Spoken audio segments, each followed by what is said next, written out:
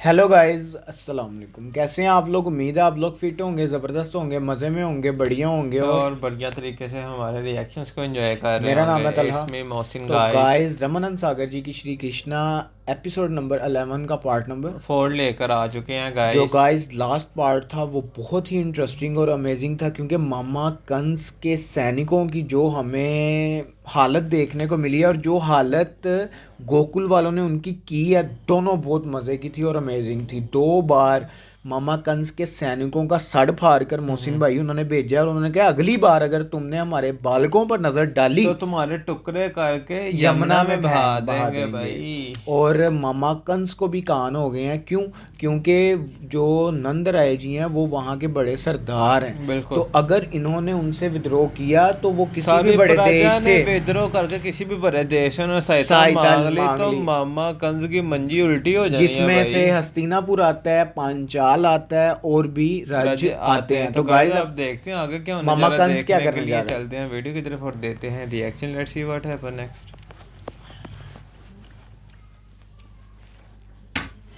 क्षमा करें महाराज, यदि कुछ ग्वालों और 2-4 सैनिकों के बीच हुए वार्तालाप को हम स्वयं महाराज का अपमान मान लें तो ये हमारी भूल होगी।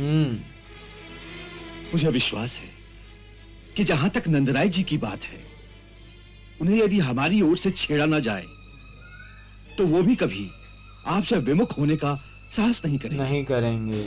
नाइस। वो शांति प्रिय लोग हैं। उनकी जन्म प्रथा के अनुसार पुत्र जन्म के अवसर पर उचित भेंट लेकर राजा के दरबार में अवश्य आना चाहिए। हाँ, आना चाहिए। उन्हें राजा का आशीर्वाद पाने के लिए भेंट लेकर अवश्य आना चाहिए। फिर क्यों नहीं आए वो लोग? आना चाहिए था और मुझे विश्वास है कि वो अवश्य आएंगे। हाँ, परंतु उसके लिए हमें उपयुक्त वातावरण बनाना चाहिए। उनके मन से यह आशंका मिटा देनी चाहिए। सही बात है, फिर ही कि आएंगे। महाराज उनसे क्रोधित हैं। बल्कि जब वो यहाँ आए तो आपको उनके साथ ऐसा व्यवहार करना चाहिए कि उन्हें ये धोखा हो जाए आप उनसे अति प्रसन्न हैं। अब इनकी यही इस- योजना मोहसिन भाई। फिर गोकुल वासियों को अपने नवजात शिशुओं की रक्षा का भय नहीं रहेगा और हमारा काम आसान हो जाएगा। वो कैसे? महाराज, गोकुल के इलाके में पिछले दिनों जितने भी बच्चे पैदा हुए हैं, नंदराय के पुत्र समेत, उन सबको मारने के लिए हमें अपने खुले बंधु सैनिकों को नहीं भेजना चाहिए।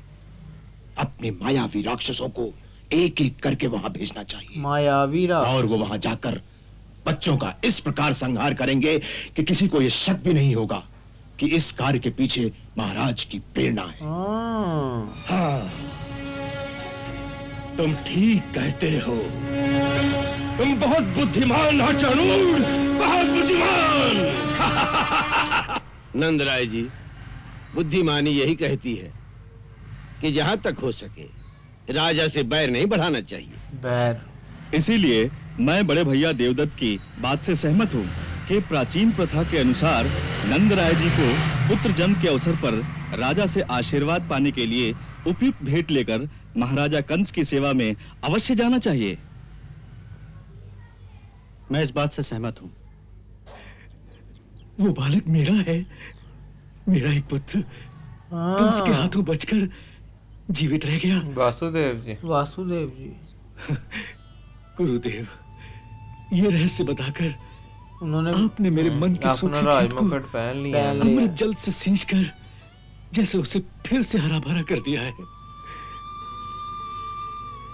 अक्रूर जी, यदि आपको इस रहस्य का ज्ञान था तो कारागार में आपने ऐसी सुखद सूचना क्यों नहीं पहुंचाई? कुमार वसुदेव, गुरुदेव ने उसके लिए विशेष रूप से मना कर दिया था। क्यों गुरुदेव? आपके पुत्र की सुरक्षा के लिए। आपका कहना है कि इस रहस्य का ज्ञान हो जाने से मेरे पुत्र की सुरक्षा संकट में पड़ जाती? हाँ वसुदेव। वो क्यों गुरुदेव? आपका परम सत्यवादी होना आपके पुत्र के लिए घातक हो सकता है। यदि आपको इस बात का ज्ञान होता तो जब कंस ने आपसे आपके पुत्रों के बारे में प्रश्न किया था तो आप बता उसे ये देते। सत्य अवश्य बता बता देते ये बात। दें। इसीलिए मैंने अक्रूर जी को मना किया था। रोक दिया था। अब आपको ये बताना इसलिए आवश्यक हो गया है कि आपको देवी रोहिणी के बारे में कोई संशय न हो जाए, इसलिए इस रहस्य से आपको अवगत कराना पड़ा।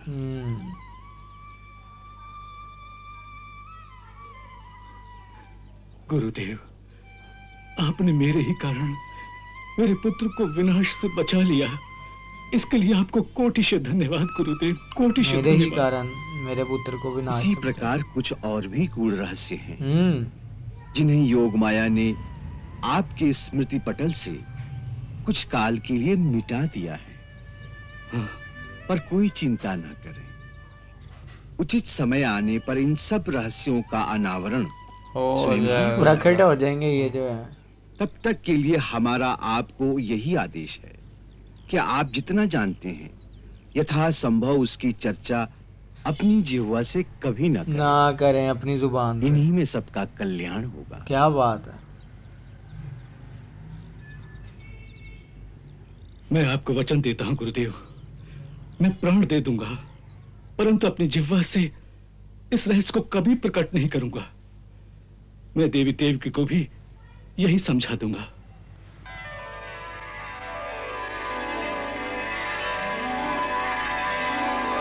भूषण। हाँ नंद राय जी।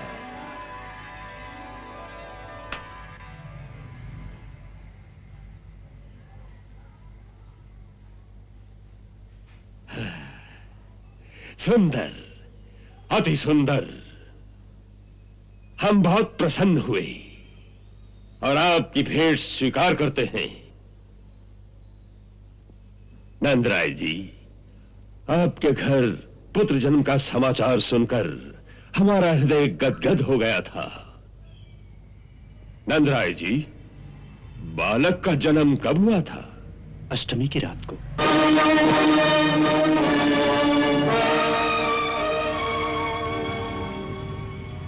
आपको हमारी ओर से बधाई है। इस अनुकंपा के लिए हम आपके आभारी हैं महाराज। अपने बालक के लिए महाराज का आशीर्वाद प्राप्त करने की आशा लेकर ही हम आपकी सेवा में उपस्थित हुए हैं। अवश्य अवश्य, ब्रजराज के उत्तराधिकारी को हमारा आशीर्वाद अवश्य प्राप्त होगा।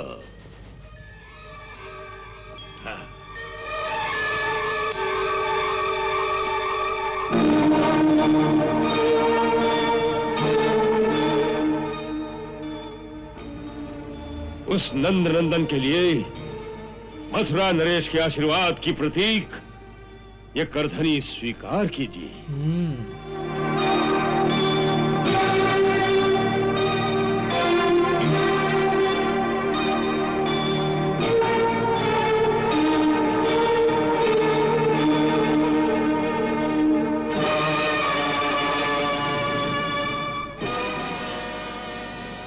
महाराज का हृदय कितना विशाल है। आज आपने अपने सेवक का मान बढ़ा दिया। नहीं नंदराय जी, नहीं। हम अपने सामंतों को सेवक नहीं, अपना साथी समझते हैं। मथुरा के दरबार में सभी गोकुलवासियों को बड़े आदर से देखा जाता है। आप लोग तो हमारे राज्य की समृद्धि के प्रतीक हैं। हमें कोषाध्यक्ष से पता चला है कि आज ही आप सबने अपना वार्षिक कर राज्य कोष में जमा करा दिया है। आपकी इस कर्तव्य निष्ठा और राज्य भक्ति से हम बहुत प्रसन्न हैं। वैसे भी नंदराय जी के लिए हमारे मन में बड़ा मान है। आप हमारे बहनोई कुमार वसुदेव के रिश्ते में भाई होते हैं। अतः इसी कारण भी हम आपको अपना बड़ा भाई ही मानते हैं। यह आपकी उदारता है महाराज। मथुरा में आकर आप कुमार वसुदेव से तो मिले ही होंगे? जी नहीं, हम गोकुल से सीधे आपकी सेवा में उपस्थित हुए हैं। आपसे आज्ञा लेने के पश्चात ही हम वसुदेव जी से भेंट करने जाएंगे। अवश्य जाइए, हमारी ओर से आज्ञा है। हम जानते हैं हमारे लिए देवकी और वसुदेव के मन में रोष अवश्य होगा। हो सके तो उन्हें समझा बुझाकर शांत कीजिए। जो हुआ वो आकाशवाणी के कारण हुआ। आत्मरक्षा के लिए हम विवश थे। अंत में वो आकाशवाणी भी झूठ ही सिद्ध हुई। अतः जो हुआ उसके लिए हमें बहुत खेद है और इसी कारण हमें स्वयं उनको मिलने में बहुत संकोच हो रहा है। मैं ये सब कुमार से अवश्य कह दूंगा। अच्छी बात है। आप यात्रा से थक गए होंगे। अतिथि गृह में आपके विश्राम की पूरी सुविधा कर दी गई है। अतिथि जो गृह आज्ञा महाराज। आप विश्राम करें। कैसी फिल्म चलाई है इसने? एक्टर तो पूरा है। वाह महाराज वाह, वो देख अति सुंदर। आपने उन्हें पूरी तरह से आश्वस्त कर दिया। चाणूर, तुमने एक बात पर ध्यान दिया? किस बात पर महाराज? अष्टमी की रात नंद के घर में यह पुत्र उसी रात को हुआ जिस रात कारागार में देवकी के गर्भ से एक कन्या ने जन्म लिया था। हाँ वो रात बड़े महत्व की रात है। जिस नंद के यहाँ संतान होने की कोई आशा ही नहीं थी, हाँ उसी रात को उस नंद के घर में एक पुत्र का जन्म होता है। और उसी रात को देवकी की गोद में जो कन्या मिलती है वो मानवी नहीं थी। हाथ से छूटते ही उसने अपना असली रूप धारण किया और उसने भी यही कहा कि तुझे मारने वाला जन्म ले चुका है। चाणूर, पक्का पक्का पूरा शक हो गया। हमें पूरा विश्वास है कि वही बालक है जिसने देवकी के अष्टम गर्भ से जन्म लिया। ओए होए होए होए मोहसिन भाई, आप ये गाइस देखो जहाँ ये एपिसोड खत्म और मामा कंस को शक किस प्रकार हो पूरा रहा है। परफेक्ट शाकू है। 8वीं संतान जो है ये उधर ही हुई है भाई। नहीं, उसने कहा कि ये भी उसकी, ये नंद राय की जो पुत्र है ये भी उसी रात को पैदा हुआ है, जन्म लिया अष्टमी की, जो कि जिस रात को देवकी की पुत्री पैदा हुई है। आप देखे ना, कह रहे थे कि नंद राय के यहाँ दूर दूर तक कोई अंदेश बच्चा नहीं होने था, का कोई था ही नहीं। संतान तो हो उसी सके, रात उसी बच्चा रात प्राप्त हो उनके गया। पुत्र प्राप्त हुई और है। जो देवकी जी के गर्भ से पैदा हुई वो अपने असल रूप में जब प्रकट हुई हो तो उसने भी कहा यही कि कहा कि तुम्हारा काल पैदा हो चुका है, भाई। तारनहार आ चुका है। और दूसरा मामा कंस ने क्या एक्टिंग की सुपर है एक्टिंग की है कि नंद भाई राय उसने जी को ये शौक कराने के लिए कि अब मैं वो आपके संतान का वध नहीं नहीं करना करूंगा। चाहता। और उसने वो भी माजरत भी की है कि मैं बहक गया था आकाशवाणी की वजह से, लेकिन आकाशवाणी भी झूठी सिद्ध हुई। तो गाइज अब देखते हैं कि नंद राय जी को अभी भी शक है मामा कंस पे कि नहीं, और मामा कंस नंद राय के साथ करने क्या वाला है। और दूसरा जो हमें पता चला, तो सब कुछ ये उनकी योजना के तहत ही चल रहा है बिल्कुल। और जो हमें एक और नई चीज जानने को मिली है, जो इसके पास मायावी राक्षस हैं, ये उनको किस प्रकार भेजता है बिल्कुल वहां, ताकि इस पे कोई शक भी ना आया। अब ये योजना है। और वासुदेव जी को बलराम जी के बारे में पता चल चुका, जिन्होंने देवी रोहिणी हाँ, के गर्भ से उनको गुरु जी से पता चल चुका अभी है। उन्हें कृष्णा जी के बारे में नहीं पता। उन्होंने कहा कि जो बाकी शर्तें हैं वो समय के साथ साथ खुद ही खुलते चले जाएंगे। और आपको जो सच बताया है वो आप अपनी जीवा से कभी किसी को मत बताइएगा। तो गाइज यहाँ तक ये वीडियो अच्छी लगी तो उसको लाइक शेयर कमेंट और हमारे चैनल को सब्सक्राइब करना मत भूलिए। तो गाइज मिलते हैं नेक्स्ट वीडियो नेक्स्ट पार्ट के साथ। Love you.